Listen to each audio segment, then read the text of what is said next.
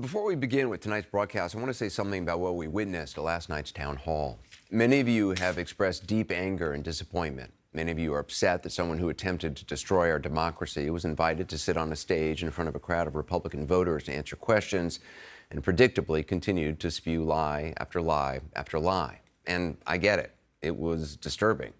It was disturbing to see and hear that person refer to a black law enforcement officer as a thug, an adjective he used many times to describe black men, and called Caitlin Collins, the moderator, nasty, which is what he calls any woman who stands up to him. It was disturbing to hear him speak so highly of QAnon conspirators and insurrectionists who assaulted police officers in our democracy on January 6th. And it was awful to hear him spread ridiculous lies about the election. And it was certainly disturbing to hear that audience, young and old, our fellow citizens, people who love their kids and go to church, laugh and applaud his lies and his continued defamation of a woman who, according to a jury of his peers, he sexually abused and defamed. As good a job as Caitlin Collins did trying to fact-check him, it is impossible to fact-check fully because he lies so shamelessly. Now, many of you think CNN shouldn't have given him any platform to speak, and I understand the anger about that, giving him the audience, the time, I get that. But this is what I also get.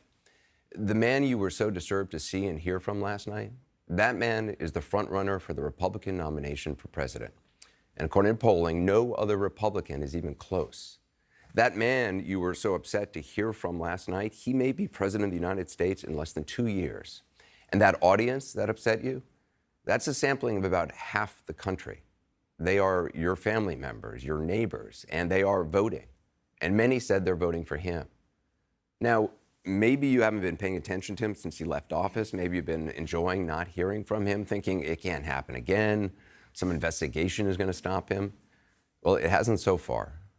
So if last night showed anything, it showed it can happen again. It is happening again. He hasn't changed, and he is running hard. You have every right to be outraged today and angry and never watch this network again. But do you think staying in your silo and only listening to people you agree with is going to make that person go away? If we all only listen to those we agree with, it may actually do the opposite. If lies are allowed to go unchecked, as imperfect as our ability to check them is on a stage in real time, those lies continue and those lies spread.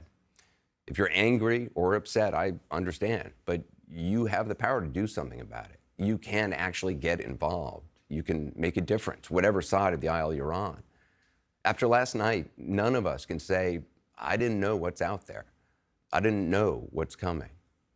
We asked Republican senators for their thoughts about last night. Some preferred